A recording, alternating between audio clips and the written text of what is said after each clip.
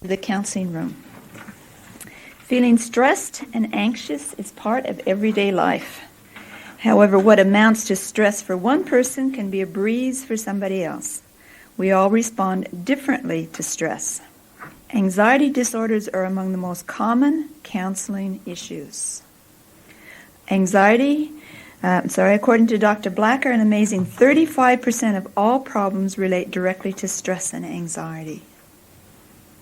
In this session, we are covering 5 of the most common anxiety disorders: general anxiety, social phobias, panic attacks, obsessive-compulsive disorder, phobias, and post-traumatic stress disorders. So these are the 5 most common ones that you'll find in a counseling room. Capital B, Jesus' view of anxiety. Jesus' view of anxiety. Jesus had a lot to say about stress and anxiety. He knew we could be dysfunctional if we worried about things that we have no control over. Thus he said, "Who of you by worrying can add a single hour to his life? But seek first his kingdom and his righteousness, and all these things will be given to you as well. Therefore, do not worry about tomorrow, for tomorrow will worry about itself. Each day has enough trouble of its own." Paul goes on to say, "Do not be anxious for anything, but in everything by prayer and petition, with thanksgiving present your requests to God. And the peace of God that transcends all understanding will guard your hearts and minds in Christ Jesus." With Jesus' love and encouragement, we can face tomorrow and ourselves. Anxiety can be a God-given alarm bell to show us that something is drastically wrong with our normal coping mechanisms. God's method for dealing with anxiety is to approach ourselves with realism, an honest and courageous search for the truth. A loving Father God knows the motives and the intents of our heart. He knows our capacity for self-deception and the true source of our inner conflicts. Working with these hidden feelings of guilt, fear, and anxiety with God's timings and method will bring release. And that's where we'd all like to head. Capital C, an overview of anxiety. So what is anxiety? What is anxiety? Anxiety is a complicated grouping of mental, emotional, and physical reactions to stressful events. It's a generalized, persistent feeling of nervousness, apprehension, tension, restlessness, fear, or an inability to relax, even when there are few logical reasons as to why such reactions exist. Dysfunction results when normal stress has become anxious intrusive, disrupting one's normal, healthy functioning. For the person suffering from anxiety, even minor stress can become a catastrophe. So notice anxiety has 3 different parts: mental, emotional, and physical. Some people would add spiritual as well, because then the person begins to doubt God, wonder where God's resources are, where God's help is. So anxiety affects our mental, emotional, physical, and spiritual reactions in life. 2, anxiety is similar to burnout and depression. Remember last week we said that 3 things present as depression. So when someone goes into a psychologist, a psychiatrist, a counselor, a doctor, and they say, "I'm suffering from depression," they need to sort out which one of these 3 it is, because all 3 of these have similar symptoms as depression. And one was burnout. We talked about that last week. Second is anxiety. And then the third one was depression itself. So not everybody that comes in and presents with symptoms of depression will be having depression. Some will have burnout. Some will have anxiety disorders. And you treat each one of those differently than just all of them in one box and call them depression. 2, so anxiety is similar. Anxiety is often difficult to define and to treat. 2 other emotional conditions can appear as anxiety: burnout and depression. Doctors tend to use the label depression when the real issue may be anxiety or burnout. So the first box talks about the sign of depression. And then some symptoms overlap between depression and anxiety. And then the third gives symptoms for just anxiety. So depression, mainly you look for a pervasive lowering of the mood, a loss of interest and motivation. The thinking cycles go round and round and round, usually very pessimistic thinking cycles, and they concentrate a lot on what's happening in the past. Anxiety, on the other hand, has the presence of autonomic body responses with an inability to control reactions, a persistent state of obsessive worry, usually fears for the future. So those two are different, but some of those symptoms overlap, such as, for both depression and anxiety, motivation is low, intrusive thinking patterns, perceptions are disrupted, presence of confusion, fears, and an inability to master body reactions. D, so what causes and influences anxiety? If it's so common, if we can pin down some of the causes to it, we can help work through anxiety. Well, first of all, environmental factors affect our anxiety levels. Environmental factors. Major life events and experiences, accumulated amounts of stress from the past, lack of personal resources to deal with stress, and our overall physical health can influence the amount of anxiety we experience. So if a person has had a lot of life events and experiences that have been very painful, that's a good sign that anxiety is going to be present in their life. Now, because the events of the past can influence our thinking of today, FOO, which means? Good, family of origin. Good old foo issues may become central to the experience of anxiety. If children have been conditioned to obey through fear and negative control, their response to stress will involve anxiety, even unto their adult life. So if a child has been strictly disciplined, and not so much out of love or concern for the child, but with very strict rules and lots of strict punishment, often what that does is develop an overactive conscience. And if the child hasn't learned to let some of the rules from mother and dad and living in home as a child go by the wayside, and it's still in that conscience going round and round and round and round in their head, trying to meet up to all those rules, is going to produce anxiety. So the family of origin stuff is very central to working through anxiety. A person's view of life or their belief system will influence their disorder. A self-induced sadness comes with depression and anxiety, where the self-talk is often negative and gloomy. So if I keep telling myself that I'm no good, that there's nothing going to come in life, the only thing that happens to me is bad luck and terrible things happen, what's that going to do to my ability to see realism and reality? It's going to distort it. So self-talk is very important for anxiety, to catch some of the self-talk stuff. So a person's view of life. Lifestyle conditions also influence the percentage of people with anxiety. Generally, anxiety affects more women than men, perhaps due to social and biological reasons. Singles, widows, and the elderly are high on the list of anxiety patients. Which why? Why are singles, widows, and the elderly high on the list? Well, elderly if there's something medically wrong with them. Widows working through bereavement or working through the sadness of being alone. Singles, again, sometimes being alone and facing all the life crisis events on their own. Women, sometimes it has to do with biological things. Sometimes just women being, for example, caught in a marriage that they feel trapped in will influence anxiety. So that says, which group of people show less anxiety in our culture? Marrieds and? And males. That's more what I was after, was males. Yeah. Probably because marrieds have each other to take out the aggression and hostility on. Yeah. But yes, statistics prove that married couples do have a happier, or do have less anxiety in that way, because maybe there is a sounding board back and forth. Unless it's a marriage where there's lots of problems.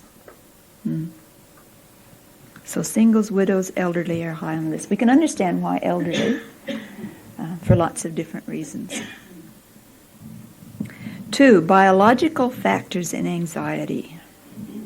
The autonomic nervous system is activated during anxiety stress, resulting in heightened levels of arousal within the physical body. Remember we talked about this last week, that if a person lives on high levels of stress, it affects every organ in their body, every single gland, the digestive system, every organ in the body is affected in living at high levels of stress.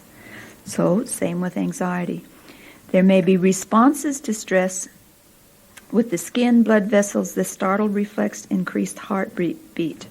The internal flight or fight response is triggered by anxiety, leaving the body in a constant state of arousal. So someone that's carrying a lot of anxiety, they actually live at that level where their body is ready to fight or flight. So it's constant arousal status of being ready to do something. So that's pumping a lot of hormones, pumping a lot of adrenaline, a lot of noradrenaline. All the chemical response, all the chemical substances in the bloodstream are increased. Continuous levels of anxiety and stress change the chemistry in the brain, causing an imbalance. The affected areas are where the brain stores memory, regulates the blood flow, controls weight, promotes the sex drive, controls the menstrual cycle, and controls fears and learning. So if that center in the brain is being influenced by anxiety, what else is there that the person's not going to be affected by? You think of anything else? So almost every area of that person's life is going to be affected by anxiety. And again, if they live at that high stress level, the body begins to undergo chemical changes and the brain undergoes chemical changes. Any comments or questions so far? Can they isolate the chemical balance to put the right chemicals back into balance? Can they isolate the balance? I'm just repeating the question for the tape. Well, that's one reason why they go on medication. So that's one treatment for people on high anxiety levels is to go on medication to right the balance back again. But how do they know they're right? Some of it's a bit hit and miss. That's why a person goes into a psychiatrist that has to come back quite a few times and make sure the dosage is right and the medication is right. So that brings us to what are the treatments for anxiety? How do doctors, psychiatrists, psychologists, counselors, how do they treat anxiety? The following are some of the common therapy methods used for anxiety. First of all, and top of the list, non-judgmental, reflective listening. And sometimes the person next door, the friend, the prayer partner can be just as effective in this area as some high-priced counselor, psychiatrist, psychologist. Anxiety levels can be reduced when the person under stress has someone who is willing to listen to their feelings without making any moral judgment against them. Decreasing their guilt will decrease their anxiety. So just listen to them talk. And particularly in the area of guilt seems to be very important in anxiety cases. Probably because they often feel like they've done something wrong. And that can trigger off a lot of other, for example, going back to the little girl that was over-disciplined by her parents. So she's probably feeding on a lot of guilt of not keeping the house perfect or not doing what everybody else wants her to do. That's related to the overactive conscience. It can be related to overactive conscience. 2, cognitive therapy. Research has shown that cognitive thinking therapy can be just as effective as medication and other psychiatric treatments. In this method, thought stopping reframes the anxious and obsessional thinking. The Bible calls it renewing the mind. So teaching the person how to catch the self-talk, all the negative, I'm hopeless, I can't do this, I'll never be any good at it, catching all those sort of self-talk stuff, and reprogramming it by more positive principles, or as the Bible calls it, renewing the mind. Clients feel unable to meet life's challenges. Thinking patterns such as persistent worries and the what-ifs are prominent. Obsessional thoughts are centered around unrealistic, illogical thinking patterns. Common patterns might be the failure to acknowledge past successes. So I'll never be any good at anything. I've never had any success in the past. But there might be quite a few things in the past where the person has had good success, but they don't see the positive in the successes. Or an exaggerated perception of everyday threats.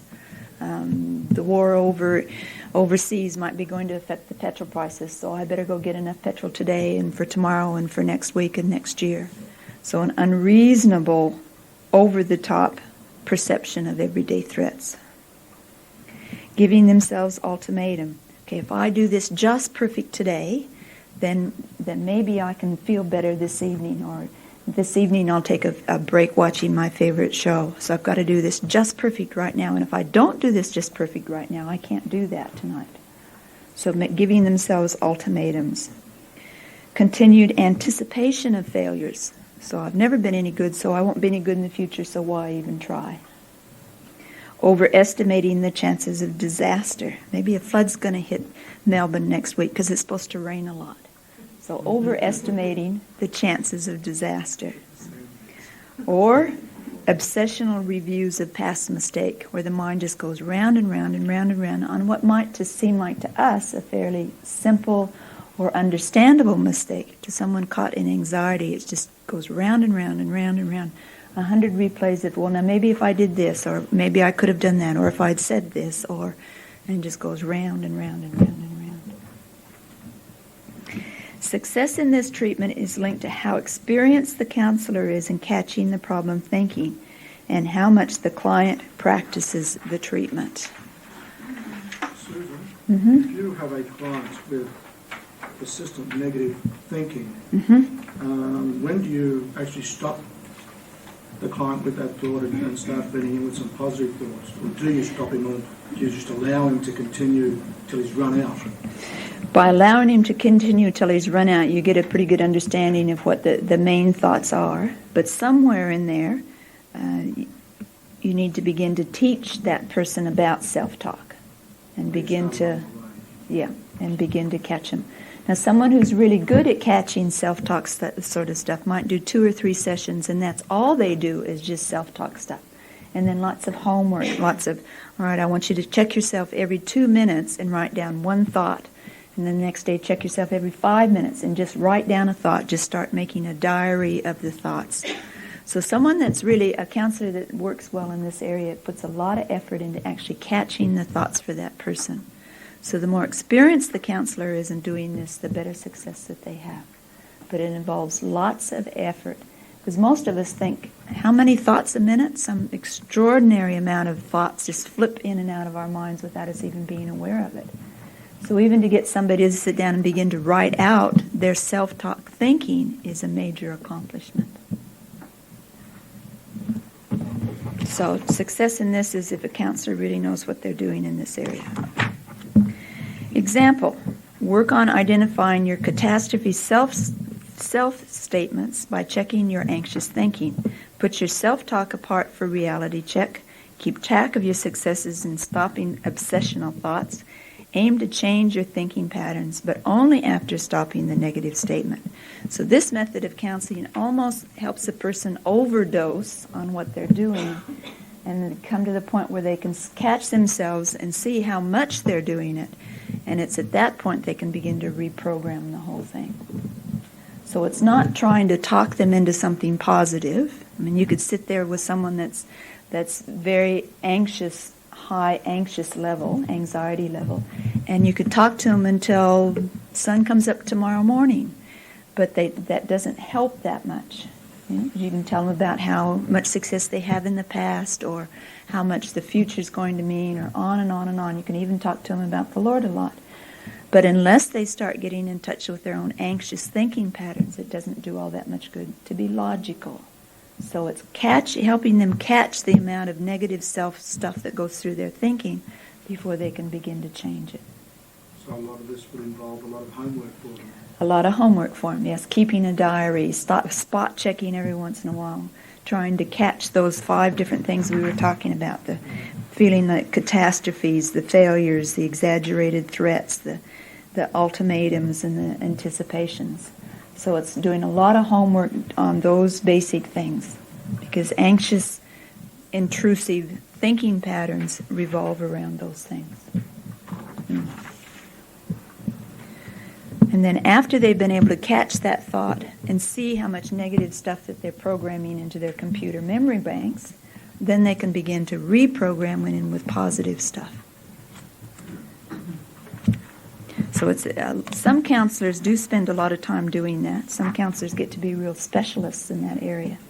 And we all could probably use some help in catching negative thinking patterns, because it's very, very common for all of us to have some negative thinking patterns. But this is for the person who has high levels of anxiety. It's one method of helping them get over anxiety. I think it'd be a bit of a trap for someone that's not so experienced in that he could be caught up with the negative stuff himself and be dragged down. Probably, yes.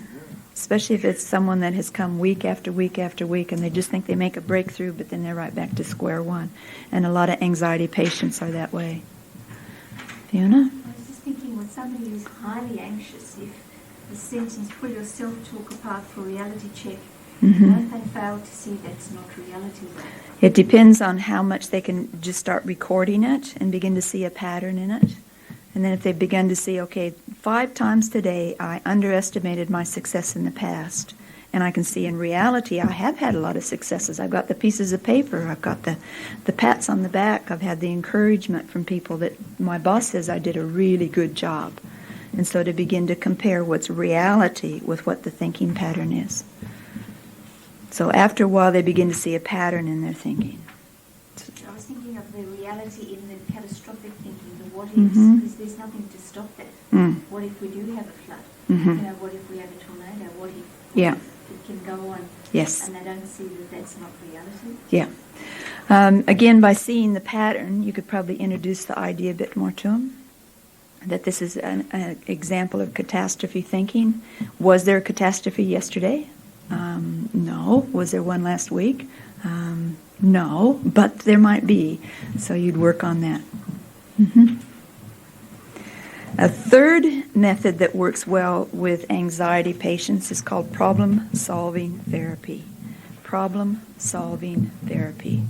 And this is one of the areas when we talked about the psychology of Jesus. You remember the 3 examples of therapies that Daniel talked about? One was problem-solving therapy. This method uses practical skills to teach hope and self-confidence. It relies on planning and action to change the client's perception of stress. An example, if you had someone that was coming and you want to do some problem solving. This is classic problem solving sort of skills that you would teach. So you'd have them list the areas of concern. Then select a simple problem to solve as a way of building up the person's confidence and ability to handle crisis situations. Example, the person has to go down and have a job interview. And they're very, very, very anxious about the whole thing, and they've come into you to talk to about it. So the problem to solve is just how to walk into the interview tomorrow morning without collapsing in a heap. Now, yeah, that's not a simple problem, but that's one that they decide that's what they want to work on. So the first thing you need to do is brainstorm for ideas, ways that you can help that person walk into the door in the morning and not be swept away by the anxiety. So what sort of ideas would you help them put on their list? At that point, you just every idea, any idea, whether it's silly or not, you just put on a list. So what's some ideas? How would you help them brainstorm? Walk into the interview room and picture them naked. Okay, yes. Or in their underwear, maybe? Well, yeah, that's Yes. Don't want to get pornographic here.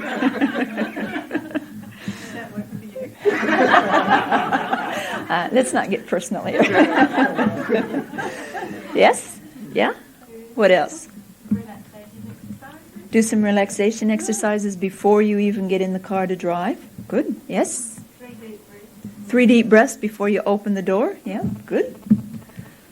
Practicing an interview with a friend. Practicing an interview with a friend. So you go through and you just give them 10, 12 different things that was possible ideas. Everything from, yes, walking into the room and imagining the board that's going to interview you all sitting there in their underwear, which would help bring a smile to them. Somehow to bring some humor into the situation to lower the anxiety levels.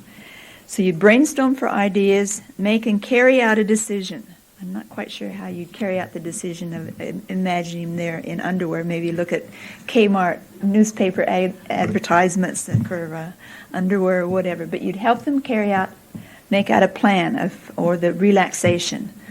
What's some good ways to get relaxation going? Where would you find it? Well, you could go and visit Fiona's relaxation class, or you get some tapes, or you can give them some ideas of how to get the relaxation going. Then select the appropriate goals and have them write out a plan. So if they're going to do relaxation before they start, maybe in the car getting there, before they actually walk into the office, maybe at the elevator, or go find the little summer house, summer for girls, summer for boys, go find the little summer house, have some relaxation there. But lots of ways to help them just relax in order to get to that point. Write out a plan, then monitor the person's progress. So you give them a call the next morning and wish them well, pray for them, whatever it is that you need to do. So that's problem-solving therapy. It doesn't take a lot of deep insight. It doesn't take a lot of self-talk sort of stuff. It doesn't take a lot of intensive long hours of counseling. It just helps them work out some practical ways to solve their problem. One thing I've done a few times, I suggest people looking around, they're all dressed up or when they're out there. All dressed up, I also suggest for like kneeling like a good rest the night before, but they're wondering how the prospective boss is going to see them. So they look in the mirror and they rehearse in the role play. Rehearse in the mirror, yes. And they can see the expressions on their own face in the mirror of what the boss will read, and they can sort of correct it in the mirror. Sort of, oh no, I can't stand like that, or oh no, I shouldn't look like that, sort of thing. And that seems to help some people. Yes, it would. So do some rehearsing in front of a mirror. Yep, that's good. Now, the fourth therapy that people use for anxiety is short-term medication. 3 to 6 month period of medication may be needed before, 3 to 6 month period of medication is needed before the medication will become truly effective. Medication may help to get the emotions stable, especially if anxiety issues have been long-term. Newer drugs have fewer side effects. And often when people come in for counseling, that's an issue you need to bring up for them if they've been in anxiety states for quite a long time. If it's a fairly new anxiety, like if it's a major event that they're just going through and that has triggered off the anxiety, then you can use more counseling methods, more self-talk stuff. But if a person has been in anxiety for quite a long time, that's an area you need to you need to discuss with them. And newer drugs have fewer side effects. For a lot of people, though, they feel like it's just a wet blanket that comes on, and making sure the dosage is to the right amount is very important. Would an anxiety drug be something like an antidepressant? Yes, like an antidepressant. Yeah. That would be, you don't need that in extreme cases though? Well, someone that's been in anxiety for 6 to 8 months, I'd send them off and get a checkup from a GP, because they'd be more of a specialist in diagnosing that sort of thing than I would. But a lot of times, especially Christians, just need to come and talk about it, of what's wrong with medication. Is it okay to go on medication? Does it say I've got weak faith, or those sort of issues you need to talk through. But I've found that someone that's gone through anxiety for quite a long time, it's like the emotions are just up and down, a real roller coaster ride. And the medication might stable out their emotions to the point where they can begin to work on issues then. But you need to talk to them about that medication often is like just a wet blanket that goes on their emotions. So if they need it for a short period of time so they can work on their issues, that's a very good anxiety treatment method. Number 5, relaxation techniques. Relaxation works best with an 8-week training period under a trained supervisor. The aim is to set up new habit patterns. Just giving them a tape and saying, go and practice, doesn't work for the vast majority of anxiety clients. So it needs to have someone that knows something about meditation. And relaxation, yes. 6, exposure therapy. This therapy aims to review the incident and or causes of the anxiety by exposing the clients to the stimulus that caused them anxiety in the first place. Another name for this is desensitization or behaviorism. It must be handled with great understanding and wisdom, especially with obsessive-compulsive disorder and other phobia issues. This therapy works best when combined with other treatments. Now, going back to the relaxation, it's very in these days to have relaxation meditation, but I haven't really seen a lot of it in Christian circles. Are there? Yes, there's some very good ones around where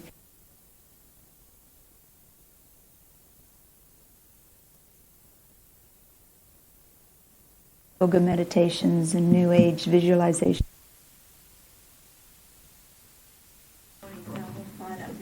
All fired up. Okay. 7, psychosurgery. 7, psychosurgery. This method may be needed in desperate and long-term cases. Some good benefits have resulted with chronic obsessive-compulsive disorder clients. And we usually get this little picture of someone strapped into the chair with a dentist-like person standing there with this needle ready to put into their brain, but it doesn't quite work that way. It's a lot of horror movies were built around that sort of idea. But in some cases it does bring benefit, but it's only in desperate and long-term cases that they attempt to do it these days. What do they do? Shock therapy or shock treatment? What's that? ECT, electrical, cardio. Yes, that one. It's not actually surgery. It's not elective surgery, that's true. Desperate cases, yeah. How dangerous are the side effects if that's going to be hard in terms of memory loss? Well, again, they only do it in desperate long-term cases where people have pretty well tried everything else and, you know, it's a real do this or I've had it sort of thing. But what the actual statistics are on it anymore, I have no idea.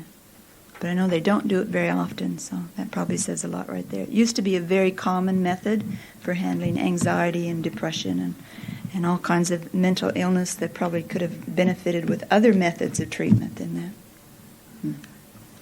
Capital F. So what is the recovery rate for anxiety? The recovery rate for anxiety. Now this is a bit sad, full recovery for depression and anxiety disorders in secular general medical practice is not very high. The following chart by Dr. Blacker illustrates that even after 3.5 years of attention, results were still gloomy.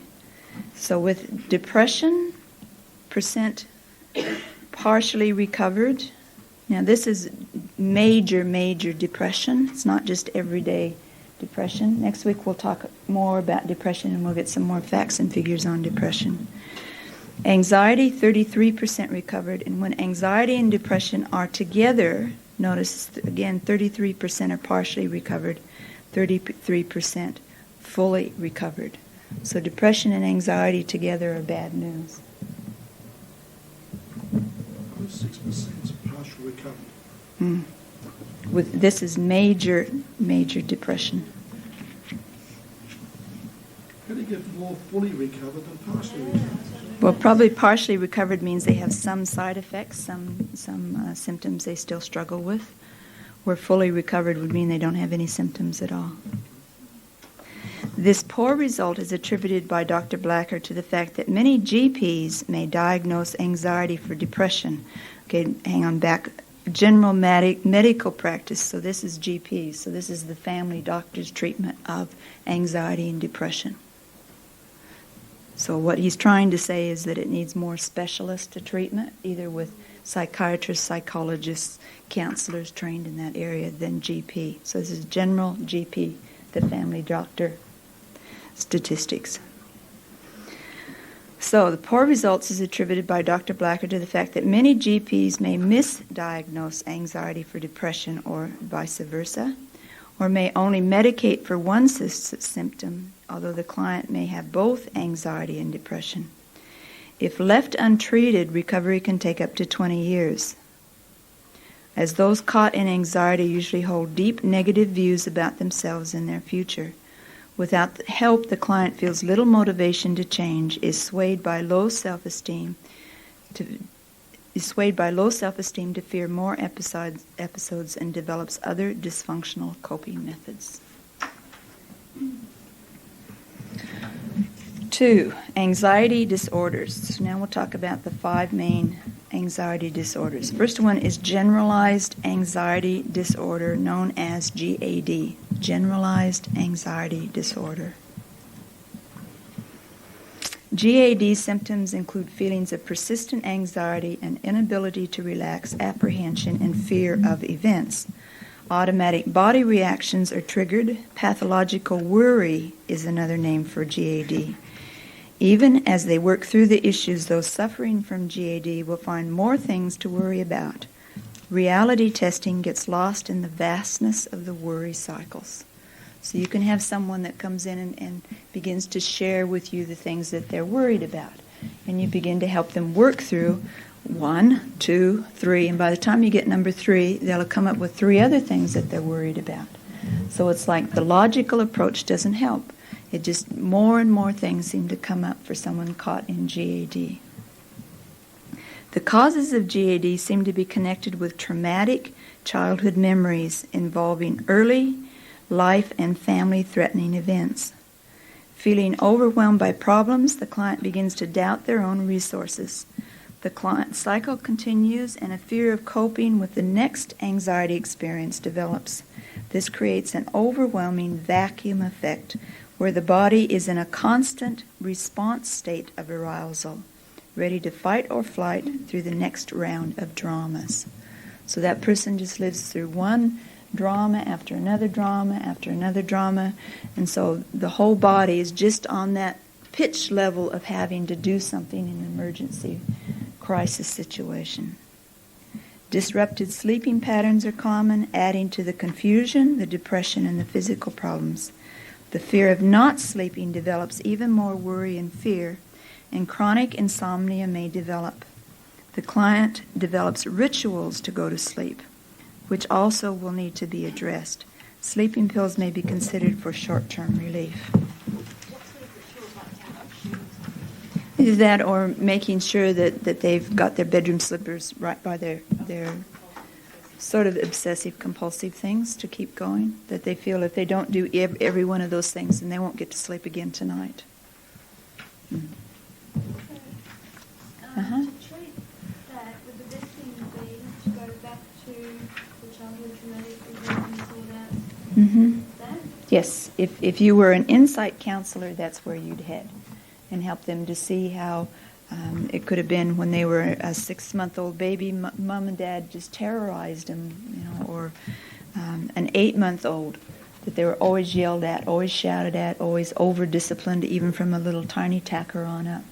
And that as a result of the fear of mom and dad shouting at them, they head for cover every time someone raises their voice. And so the fear that people are going to reject them, the fear that people are going to shout at them, is causing the roots of some of the anxiety. So you could take them back to that and work that through, especially if they were Christian, to be able to show them that the Lord was right there for them and help them work through the inner healing sort of stuff would be excellent.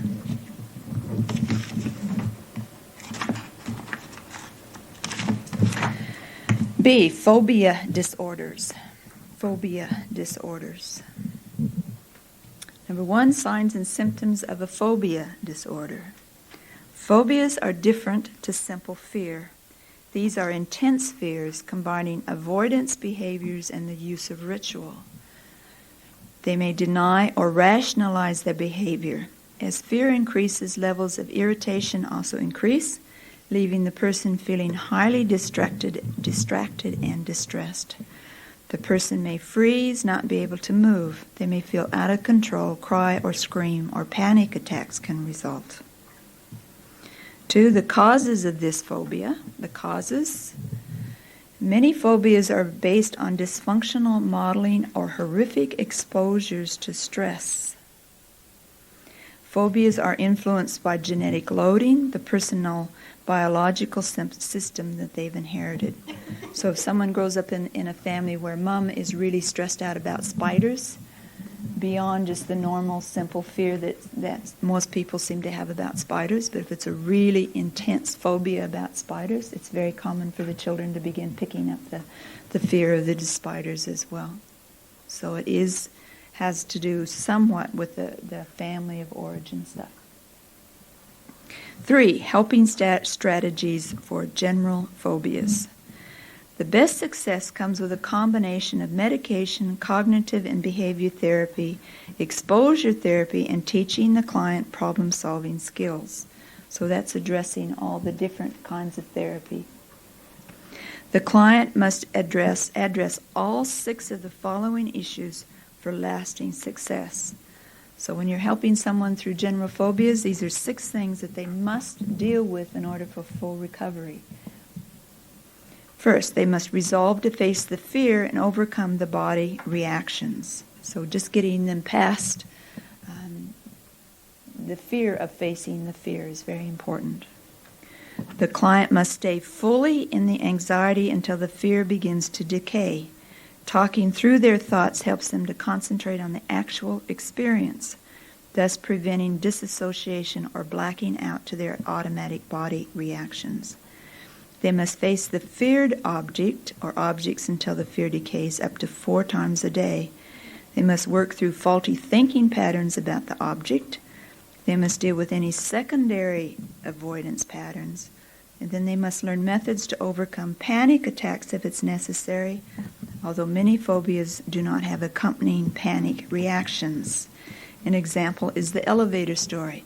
I'm not sure how many of you watch Chicago Hope, but one of the brain surgeons had to change to psychiatry because he had a heart attack or something wrong. I can't remember what it was.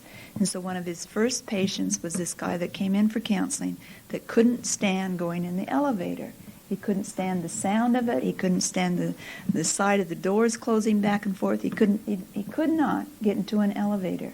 The claustrophobic thing as well as the fear, everything. He just could not get into the elevator. So this was one of his first patients, so he decided to do some classic aversion therapy. So it was one of the first things he started to do. Remember, you have to approach the fear in very gentle ways. So what would be some of the first things you might do with this person? Just walk past the elevator. That's right. They did some walks around the hospital. He took the guy, just walk past the elevator. Just, don't concentrate on it. Just walk past it. And after a while, he could walk past the elevator with opening and closing without any, panic reactions. Next thing would be? Yeah? Going to press the buttons and to move away quick enough so that it didn't hear the elevator coming and opening and closing the doors. Yes, that would be a good step next. What would be another thing?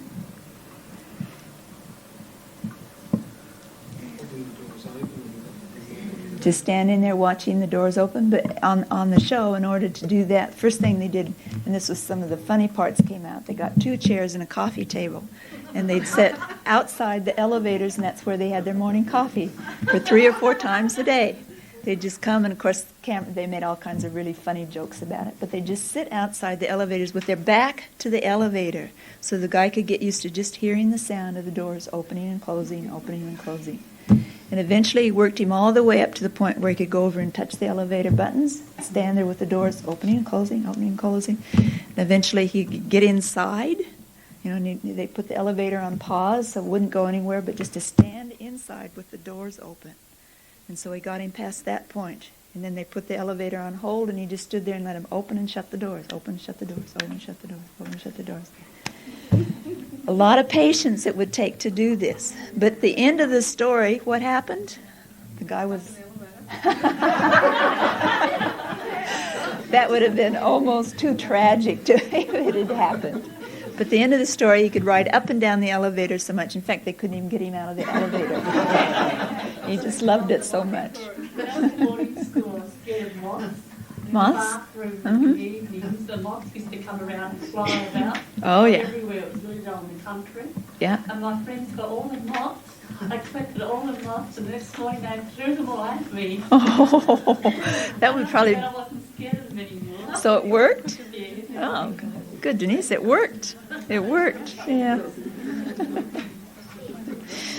So there's all kinds of imaginative things that the counselor can do to help the person face the fear. But the thing to really remember in the whole thing is not to push the person past that point of fear. Because if you push them too far past the fear, they'll say, not interested, and they won't come back next time. So there's a real balance in there of just pushing them to the point where they see, okay, fear is so great, and then back up. Fear is so great. So it's just approaching the fear, and then backing away. So you're teaching them to be desensitized to the fear. And not every time will it work of catching the moths, put them in the jar, and then throwing them at the person. That might just traumatize them even more. Uh-huh. How would you do that then? Because, I mean, I would assume that most counsellors would have a full-time job. Mm-hmm. More ways than one, yes.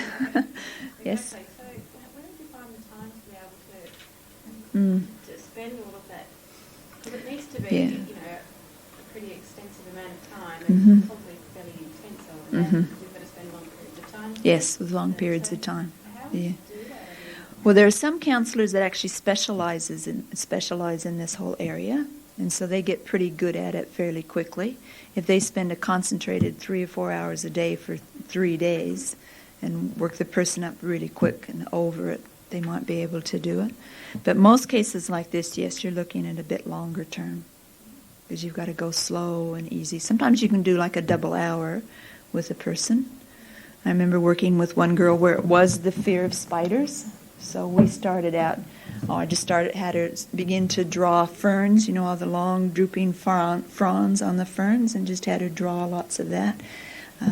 What else? I can't remember everything that I had. I had a hair clip, you know, one of the opening and closing things, and let her just hold that and open it and close it and feel it close on her finger, and, you know, just the arching, sort of like the spider's legs, and I can't remember, but I gradually worked her up. She quit in the middle of it, though, so it didn't work. There's a lady at work whose husband's got a fear of flying. And Fear of he's been flying? going to this Mm-hmm. therapy group.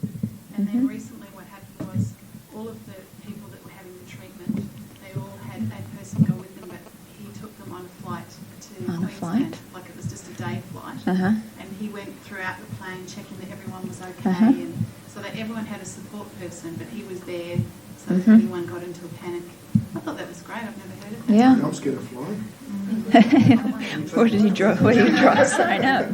Yeah, but that's the sort of intense inner reaction that it takes to do it. So it isn't so much digging into the past, although sometimes you need to get back to the, you know, like the incident with the moths. You know, you might have to dig back to the past to find out when it first started and the whole thing. But yes, it is fairly time intensive. Capital C, social phobias. Social phobias. Clients with social phobias are usually teenagers who are extremely shy, have low self-esteem, and suffer from panic attacks. Social phobias are triggered by performance expectations, such as fears of being looked at or criticized. Pathological chronic performance anxiety symptoms are further complicated by intense automatic nervous system responses. So this is shyness that gets to the point where the body might completely react or might just be thrown into automatic reactions because of the shyness. One, social phobia causes. So what causes social phobia? Sensitivity to chronic stress levels can come from genetic and family structures of poor modeling, abusive or neglectful parents, or perceived lack of resources. Statistics show this disorder to be gender equal. In other words, equal amount of males and females go through social phobia. Some social phobias combine with eating disorders, obsessive compulsive disorder, panic attacks, drug and alcohol abuse. And then, of course, those would be the hardest ones to help the person get over. So a social phobia. 2, overcoming social phobias. Help the client build good quality relationships. Teach them positive job satisfaction attitudes and resource management skills. Build self-esteem values and boundary setting skills.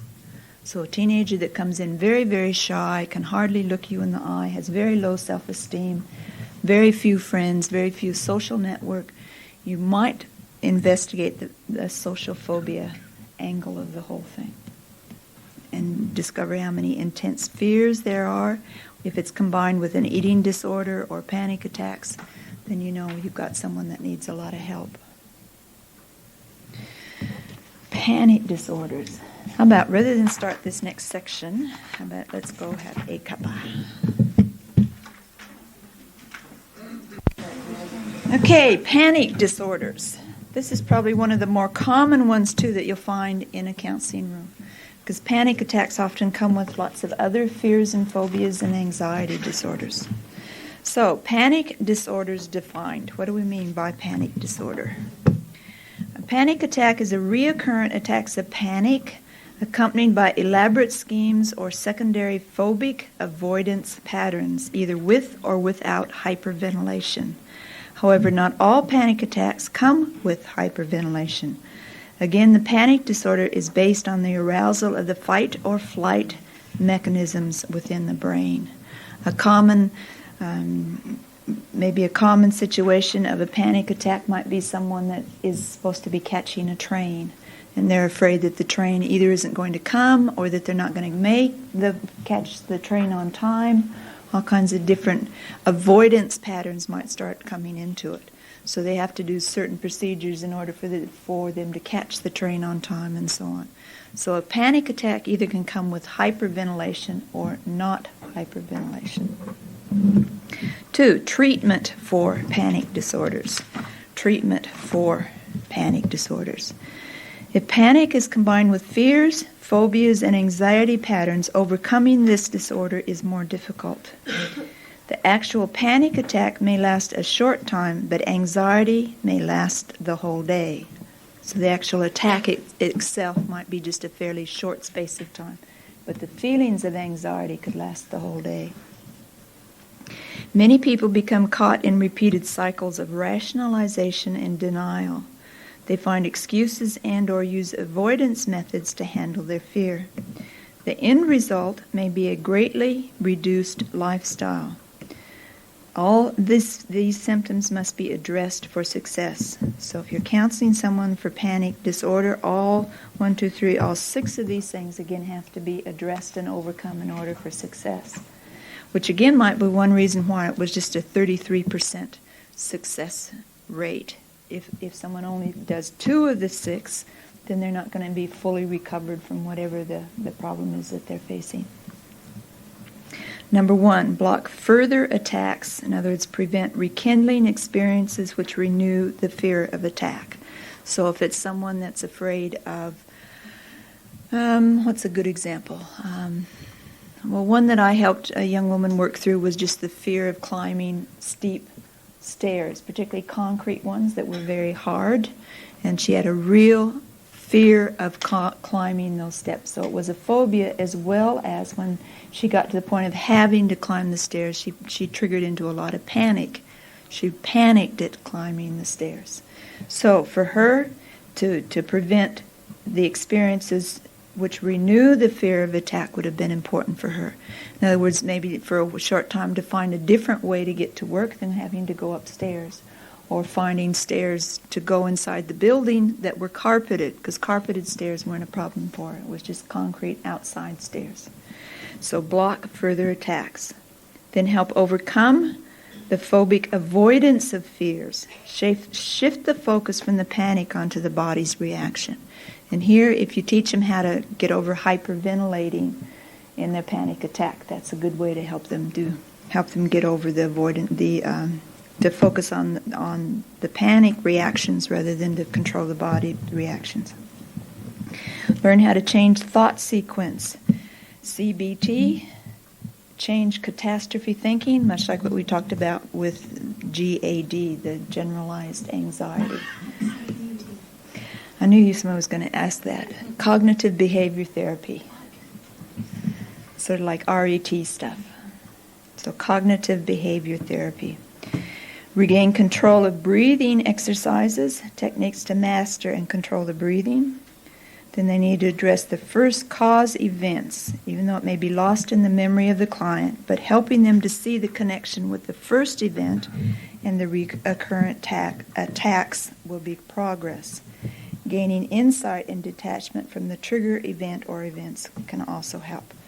So you might have to take this person back to the first time when concrete stairs.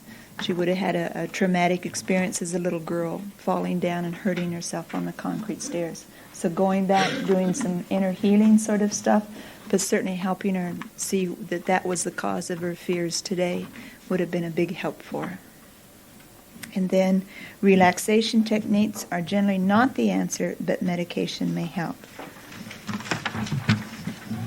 Now, 3, hyperventilation is common with panic attacks, hyperventilation. Rapid breathing or overventilation induces shortness of breath and can trigger a panic attack. As too much carbon dioxide remains in the lungs and too little oxygen enters the bloodstream, the body's autonomic system is overridden, and the calcium level begins to drop and the nerves are affected. So the physical processes, when someone does short, quick, rapid breaths, when they're starting to hyperventilate, that actually changes the chemistry in the bloodstream. So there's not enough carbon dioxide getting into the bloodstream. Then that affects the amount of calcium levels that are getting into the bloodstream as well, and the amount of oxygen and carbon dioxide that's supposed to be interchanged in the lungs and get into the brain. Even that's affected in the whole thing. And then when a person gets to that point and the changes in the brain chemistry has already happened, then that's when all the other body reflexes begin to happen that they can't control, like the rapid heartbeat and the skin gets really sweaty and all the other signs of a panic attack starts to happen. So teaching them how to concentrate on breathing is very important. Common signs of hyperventilation: dizziness, pins and needles, feeling faint, sweaty, fatigue, confusion, chronic headaches, tight chest, choking feelings, air hunger, a breathlessness, nocturnal attacks, pain, nausea, heart palpitations, raw chest pain, cold extremities, tremor, and muscle stiffness. So if someone is in the middle of an attack, a panic attack, and they've hyperventilated, they've lost control of their breathing, they're going to be feeling most of those things as a symptom. Number 4, dealing with hyperventilation. And if you work with someone that's having panic attacks, you need to learn how to do some of these techniques. First of all, teach the client to spot the link between hyperventilation and their panic attack so that they have some physical control.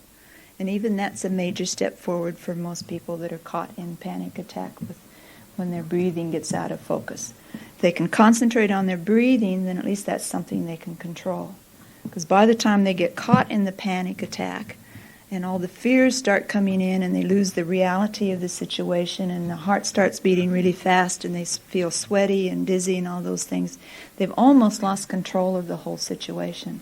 So by teaching them how to stop and get control of their breathing process, that gives them control over the situation, and that reduces the amount of panic that they're experiencing. So if someone's talking to you and all of a sudden they have a panic attack, what's the first thing that you do? Is tell them watch their breathing, get their breathing back. So talk to them about their breathing, because usually they're breathing. And if you've ever been in a real fearful situation, if you've been able to catch your own breathing, that's exactly what happens. It's just short, quick, panting sort of breath. So to talk to them about, okay, stop, get control of your breathing, take a nice deep breath. That gets the oxygen down into the lungs, and then the carbon dioxide level starts changing. And so the very first thing is to talk to them about their breathing patterns. So Susan, if they're on their own and they get one of these panic attacks, are they going to be able to collect their own thoughts and implement those long... Well, you're about 3 steps ahead of us, but if you've taught them how to do that, and they do enough practice between when they see you and when the next attack happens, that their first reaction is to go into their breathing really quick, then yes, they can. They can stop the hyperventilation. So carefully allow rapid breathing to trigger attack. This is to show them that they do have control of their own breathing. So when you're talking with someone, notice that the word in bold print is carefully. So you watch them very closely. If they've had panic attacks before, you begin to talk to them about the link between their breathing and the panic attacks. And you can actually trigger a panic attack if you're not careful, but you need to bring them close enough to it that they can see the link between their breathing and the attack. So just ask them for just a short space of time, just short, quick, rapid breaths, and they'll begin to feel the very same symptoms that they feel when they go into a panic attack. Now you can see the danger in that if you don't catch it quick enough and you keep them in that state, it could slide into a panic attack. But you need to do it just a short enough space of time so they can see that their breathing does trigger some of the panic attack.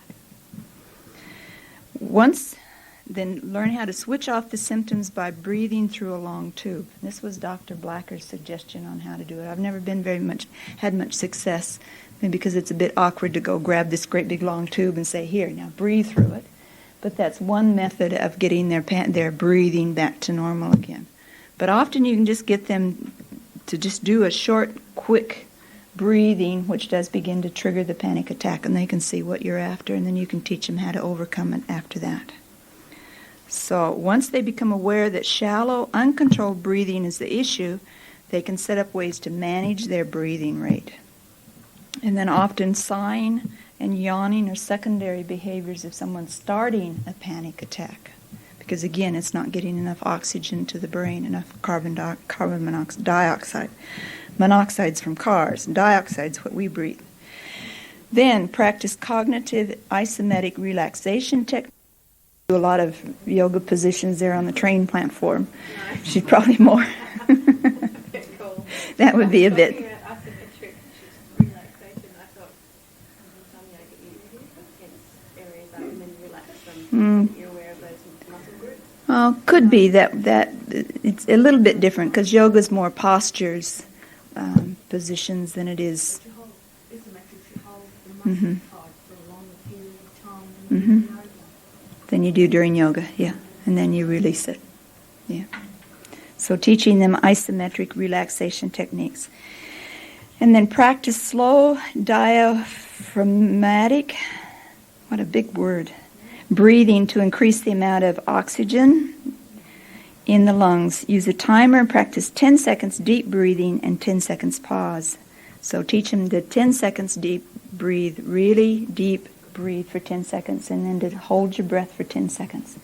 So try that. In fact, just do one deep breath for 10 seconds, hold 10 seconds, and then what you need to do is exhale through your mouth and say relax gently enough so that if you had a thread hanging from your nose, you wouldn't even move the thread.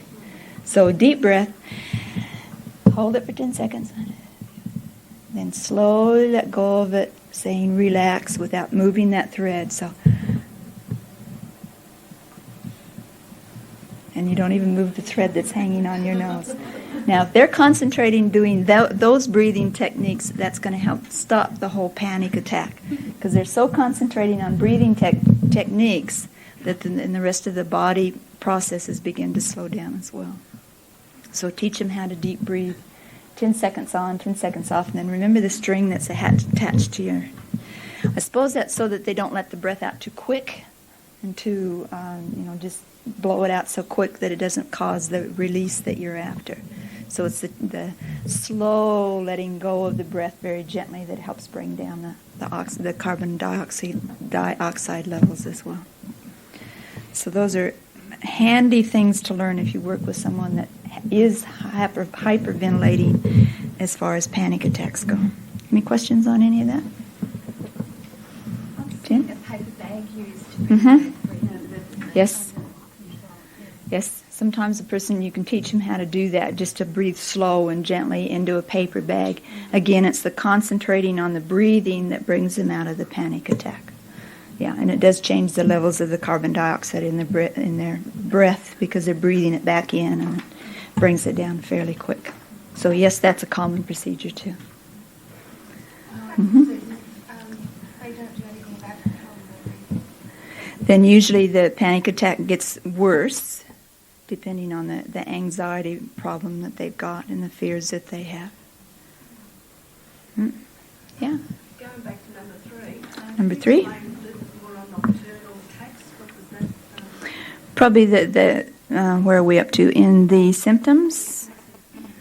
Probably that it happens a certain time during the day, and it could be nocturnal attacks means that it happens more as they're getting ready to go to bed at night or when they're laying in bed at night. Because I know of a person that is awoken by a sense of doom coming on them.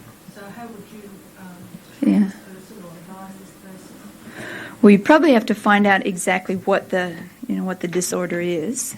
If it's a phobia, then you'd probably have to treat them with a phobia. If it's a panic attack type trigger, then talk to them about panic attacks and how to take care of panic attacks. That would probably help. Yeah. Yeah. What about somebody that has a fear of going to counselling?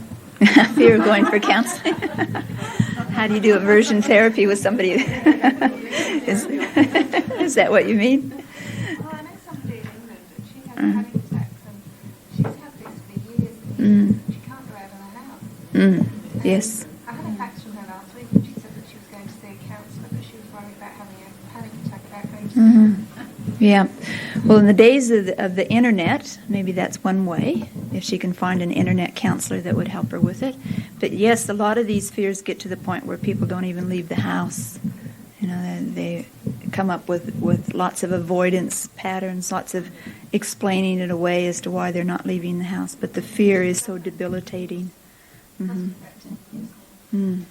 Yes, it's pretty hard to live with, because by the time it gets to that point, there's so many other secondary phobia stuff going on as well than the going out into public. So how she do that without getting outside the house and going to a counselor? Yeah, it might depend on who the counselor is, whether the counselor makes house calls. Don't know. Certainly in the early days, that might be one way to overcome it. Yeah. Okay, capital E, obsessive compulsive disorder, or OCD. Number 1, what is OCD? OCDs have highly intrusive and elaborate thought patterns which result in seemingly senseless, repetitive patterns of ritualistic behavior. They live with high anxiety levels and often feel overwhelmed by their physical body reactions. They are compulsively driven to redo, stop, or try and neutralize events. Ritual behavior develops and continues beyond any logical understanding as to why they are acting this way. I've had a few people come in for counseling that are diagnosed as OCD, and a few people that I've suspected are OCD, and we've done just a little checklist that we have, and I've suggested they go and find a competent psychiatrist or psychologist to help them work through the issues. But that's exactly what's happened. Senseless, repetitive patterns of ritualistic behavior that are beyond the logical why it is that they're doing what they're doing. So it's not someone that says, oh, I wonder if I've left the stove off, and has to go back and check and see whether the stove's off. It might be someone that does that 6 or 7 times a week, and then has to check the back door, and then has to check that the refrigerator's still running, has to check that the lights are out. But it's a constant checking and rechecking, or an undoing sort of thing, where if they're doing something like reading an advertisement, they have to go back and do it absolutely perfect before they can go on to doing something else. And as you can see, it's a very disabling, disability type of phobia, of anxiety. OCDs involve taking excessive responsibility for others' safety. Since it's difficult to shift their focus from the ritual, they are caught in endless cycles of behavior which will save others. For example, a lady that's walking along on the way to the supermarket and she finds some broken glass on the sidewalk. Now, most people would either just push it to one side or pick up a couple of pieces and put it in the rubbish bin. But what would an OCD person do? Sorry? Possibly pick up everything, be worried about somebody doing it tomorrow, begin to take responsibility for little children walking down the path to make sure they've got shoes on, all kinds of triggering behavior that puts them into repetitive actions that they just have to do over and over and over again. So every day, if she comes by this same spot again, she might have to thoroughly search everywhere to find any more glass. And they're just caught in the pattern of behavior and have to go over it again and again and again and again. OCDs can also be the need to control the inner drives, which are uncomfortable and not acceptable to the person, especially if their parents disapproved of their behavior. Common OCD thinking and behavior patterns revolve around religion, aggression, and/or sex. Those are the three most common things that OCDs are caught up in. Gender ratio for OCDs are equal. In other words, there's an equal number of males and females. Most people present with OCD before 24 years of age, and there's an even balance between males and females. The vast majority of OCDs are not under treatment. Most give up the struggle to resist the ritual and yield to the obsession. For successful treatment, resistance must be rekindled. So in other words, if they come to you for some help, you've got to get them back into the motivating, fighting, the whatever pattern it is that they're caught into. You have to rekindle their resistance to the pattern. 3, fixed and repetitive behavior patterns revolve around rituals. Changes in brain chemistry result in supersensitivity to stress. Rituals are implemented to reduce the stress. The following are some typical OCD rituals. So they'll have to do with one of these 4 things, usually ordering, arranging, counting behavior. So order and symmetry perceptions. So they have to count the number of lights on the ceilings, count the number of squares, count the number of windows, count the number of whatever, just so they can get the order in their mind of what's there. Counting, arranging, ordering. Checking rituals, checking doors, windows, turning off the gas, making sure that the refrigerator's plugged in, all those sorts of things. 3, washing and cleaning rituals. Dirty hands, shoes, clothes, washing their shoes just in case they got their feet dirty with dog doo-doo is a very common thing for OCDs when they're out for a walk. Or hand washing is probably the most one that people identify as an OCD, where no matter how clean their hands are or how many times they've had to take a shower or wash, they still have to clean their hands. I was going to say watching the Jack Nicholson movies are very good. Cracking the footpaths. Yeah, that was Jack Nicholson's, what was it, As Good as It Gets? Was that it? Yeah, that's probably done a lot to help people understand OCD stuff. Yep. And then collecting and hoarding of useless material until they're owned by the material. In the seminar that Dr. Blacker did, he gave an example of a lady that finally had to get help from the council because she collected newspapers and hoarded them, just bundled them away until her whole house was filled with newspapers and other rubbish after a while. And it just got to the point where she couldn't do anything because she had to take care of all the paper and the stuff that she'd collected. So she was an OCD person. What about the person that keeps lots and lots of cats? That might have some mental illness. I don't know if you could call him an OCD. Probably more a rescuer.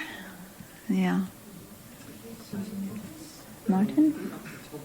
Common OCD thinking and behaviour patterns revolve around religion, aggression, and/or sex. How does that relate to those 4? Yeah. Good question, Martin. Let's see. Somebody else can help me with that one.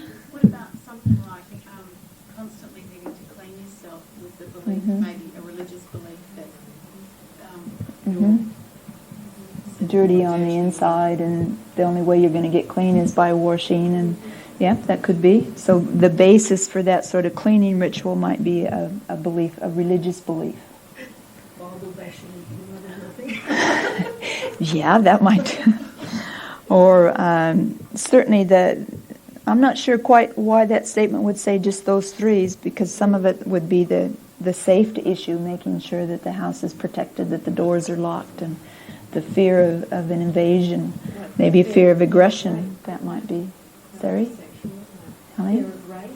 Fear of rape? Locking the doors, checking the windows, Mhm. looking at covers, that sort of thing. So some of the fear of doing all of that might be from aggression or from fear of sex or something like that. Yeah. Another common symptom is primary obsessional slowness, a feeling of being stuck in the ritual routine that's similar to Parkinson's disease. So someone that's going through these rituals time after time after time, it's like time has slowed down and has just stopped for that person. So they're caught in the slowness of just doing it again and again and again and again.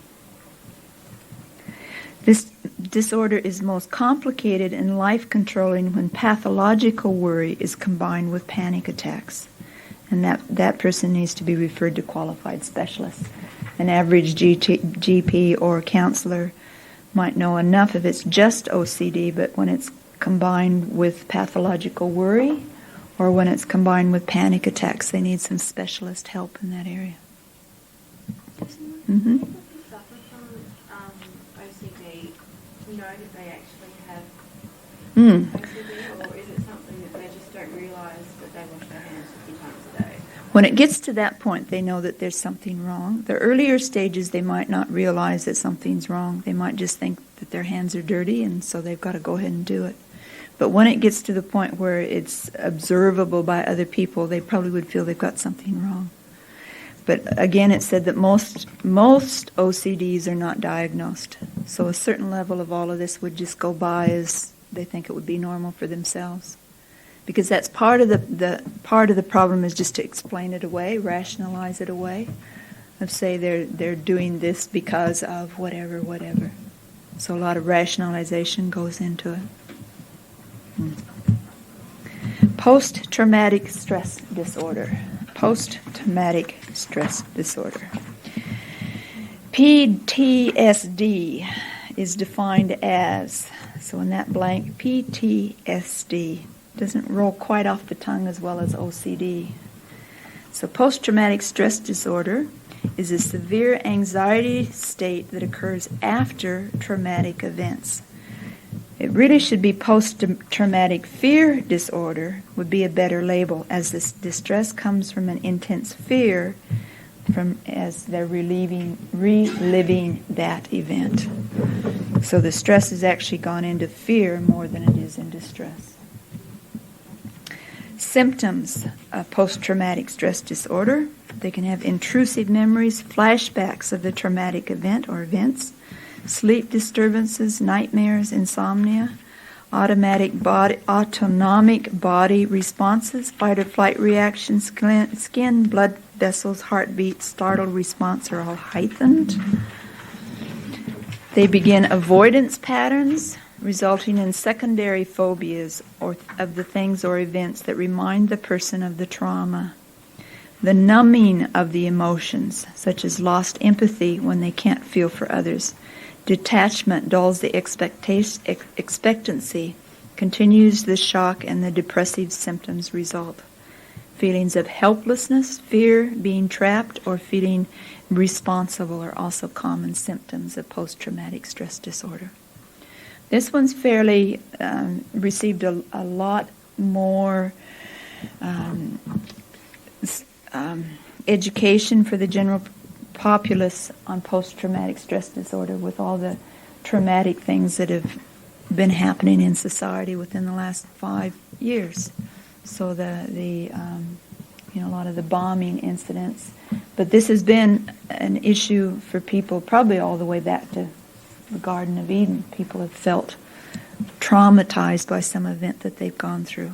But they've only recently begun to put it as a disorder, a treatable, recognized psychiatric issue of post-traumatic stress disorder. And it can come from lots of different sort of areas. Anybody that's gone through a natural disaster, that's one of the things that a counselor always needs to check. A lot of times, Red Cross and some of the community aid groups set up counseling centers at the site of a natural disaster, and that's what they're trying to help prevent, is some of the post-traumatic stress stuff that's happening. It's fairly common for people going through any horrific sort of experience, car accident. I was reading some information recently on abortion-related effects, and they were talking about post-traumatic stress as one of the areas that people tend to relive when they've gone through an abortion of some sort. So it can be caused by lots of different things. Sometimes breaking up of a marriage causes post-traumatic stress, where a person goes back and constantly relives the experiences that they've gone through. So, sorry? Major operations, yes, probably so. For many people, that's it's a horrific experience that they relive and have nightmares and fears afterwards. Yes. Postnatal depression would be Except that's probably more depression than it would be anxiety sort of stuff. But a hard birth experience that the person went through, that might be an example of it. Now, recovery for PTSDs. The following are some inhibitors to the recovery from triggering event. In other words, why some people can't get past post-traumatic stress disorder. One, maybe they can't accept failure as part of living. They believe the event was in their means to control, using persistent disassociation as a method for dealing with the past. In other words, they haven't really gotten in touch with their emotions. They've just cut them off and disassociated from the whole thing. Suffering from depression either before or after the event. Having high stress levels before the event happened. Having poor personality adjustment and coping skills. Lower educational attainment and IQ scores. Having a psychiatric problem before the event happened. Previous trauma, especially childhood sexual abuse. So if someone has either one or all of those different elements, it's harder for them to get past post-traumatic stress disorder than someone that doesn't have any of those things in their life already. Treatment for post-traumatic stress disorder. How do you treat it? The following are some treatment strategies for treating PTSD. Encourage talking about the incident only when the person is ready, rather than talk too soon. Talking helps to normalize their odd behaviors in light of the trauma. So talking to someone that's understanding, that's non-judgmental, that's going to help them normalize their reactions that they're having to that event, whatever that event was. So talking about the fears that they were having as a normal, quote unquote, part of the traumatic event that they went through helps many people to get over that fear. But notice it's talking about it only when the person is ready. So if they've gone through a horrific car accident, the first time they get back up on their feet, you as a good counselor won't come over and knock on their door and say, okay, now talk about this, because they might not be ready yet. And that seems to be one of the major problems with what I was saying a little while ago, that some of the like the Red Cross and the other disaster relief organizations used to have counseling centers set up at the site of natural disasters. But they found that a lot of people weren't ready to talk about it yet, and that it actually did more harm than it did good when they pushed them to talk about it before they'd even begun to process the information of what they'd gone through. Next one, deal with any resulting secondary stresses, dysfunctional defense mechanisms, or problem behaviors. Use CBT for negative thinking and restore control of their behavior patterns. CBT was? Well done, yes. Teach them practical skills to control flashbacks. Can somebody give me some ideas of what are practical skills to control flashbacks? you've ever had flashbacks in your life, how did you practically learn how to control them? Try to catch the thoughts, yes. So begin to see what's leading up to the flashback, yes. Sometimes if you're thinking, like for a post-traumatic stress person, might be just beginning to think about the situation, and that triggers a lot of the traumatic memory of the whole thing. So catching your thinking patterns. It actually helps to have them sit down and write out a list of what to do when a flashback happens. So make sure they've got a safe place that they can go to, or that they are in a safe place. Even again, if they just go visit the summer house and just sit and get their emotions back together again. But make a list of things to do when flashbacks actually happen. That helps people in the whole process. Would the breathing control help at that time? And if it starts into a panic attack and the hyperventilation stuff, but even learning how to take some good deep breaths would help, yes. So the breathing stuff again. Sometimes it helps to have a card written out that they carry in their billfold or in their pocket that says, in case of flashbacks, do this, 1, 2, 3, 4. So they've actually got something written out so they can just grab it and have a look at it when they're in the middle of a panic attack or the middle of a flashback. That helps. Along with numbers of safe people to call. Even, if they know of a good counselor in the area or a church worker or a helpful pastor, have that on the list of things to do. But help them work out some things for them are safe things to do with a flashback.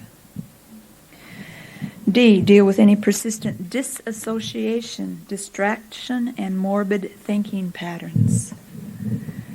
Disassociation is one of those things that we all as children know how to do. I think it's one of God's gifts to the human race to help the mind process traumatic material. If too much traumatic material happens too fast, one of the ways that a child learns how to handle it is to learn how to disassociate.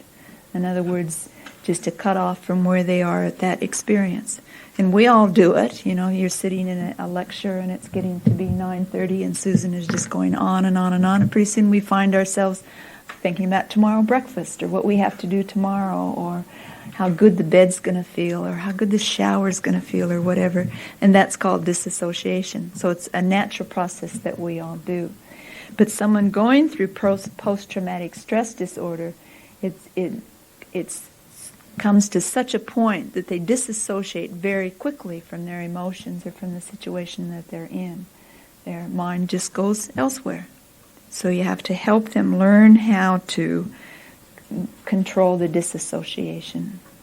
And then, of course, the distraction and the morbid thinking patterns begin to catch all the self-talk that's very destructive and morbid and this is going to happen again, only this time I'll never get through it and I'm going to die in the next disaster that happens, those sort of thinking patterns. Crystal? So how would you actually do that?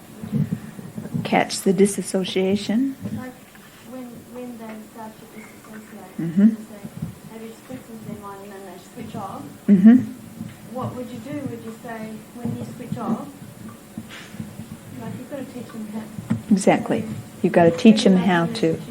Yes? But then do you actually want them to...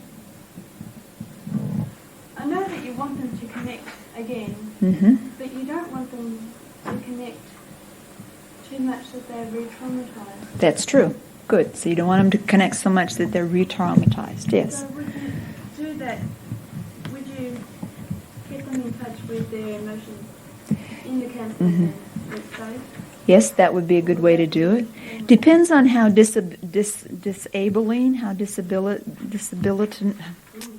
Yeah, depends on how much of a problem it is for them, the disassociation. If it's something that they find that they do 20 times a day and right in the middle of a very important conversation with the boss, they realize, hey, I'm not here anymore, then yes, you'd have to teach them methods of catching the disassociation, of being able to bring themselves back and stay with reality. So different people would work different ways, but mostly just to help them be aware of when they do it and then how to bring themselves back into it. So you bring them back to their present situation, not to the traumatic event. Not necessarily to the traumatic one. Yeah. If you're doing desensitization, then you bring them back to the traumatic situation in small doses, like the elevator story. Like the guy that was in the avalanche where was it, up in the Alps? He was, Threadboat, that's right. That would have been an issue that he would have had to work through with a counselor. Maybe is still working through with a counselor, because that would have been a horrific experience. So how to help him not disassociate and stay with the present situation would be very important. And then in small doses to bring him back to where he could actually relive the episode and be able to stay in contact the whole time through it and get in touch with his emotions and work through all that other stuff. So you can see it's fairly tricky area. Not every counselor can go into this sort of area. But it takes lots of patience and lots of just very carefully facing up to the issue. Teach the client to check autonomic body reactions and to attend to their own fear levels. So teach them how to monitor their heartbeat. And a lot of times teaching them to, just take their pulse every so often. And if the heart's really beating fast, then certain isometry exercises, relaxation exercises to help get the heartbeat down again, you'd have to teach them how to do that. Then use medication if necessary, especially to stop harmful sleep patterns develop. Work through any previous childhood personality adjustment traumas, especially those involving sexual abuse. Help them to accept the failures of the past. Use wise desensitization methods. Self-help techniques for anxiety disorders. Self-help techniques. Meditate daily on truth-building, life-giving material. Learn to feed the inner self or feed the spirit if they're talking Christian terms. Learn what relaxes and gives you strength. Build this into your daily living, especially if you go visit Fiona's Saturday morning relaxation class. Learn a lot there. Plan and carry out a sensible, regular exercise plan. Find competent, non-judgmental people to talk through your own issues. Take time for recreation and laughter. Try not to take yourself so seriously. Have regular medical checkups. Know your own body's stress messages. Monitor your thinking patterns and limit the amount of negative, worry, self-talk. Take the motto of one day at a time, Lord Jesus. Allow Him to help you. Develop a good action plan to do something to lessen the existing anxiety. Cultivate an awareness of God's presence. Actively use your faith. Replace any worry with prayer. Search out Father God's principles and live life to the fullest.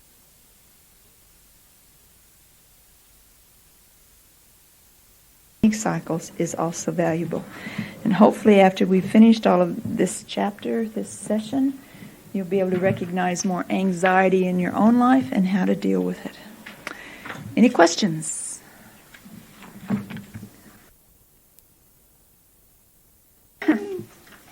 Well, how about if anybody runs across any good diagnostic little check sheet chart on monitoring your own anxiety levels, you can find that for us. Renee actually found a little cartoon about stress and burnout. Did you want me to pass it around real quick? I'll pass it around real quick.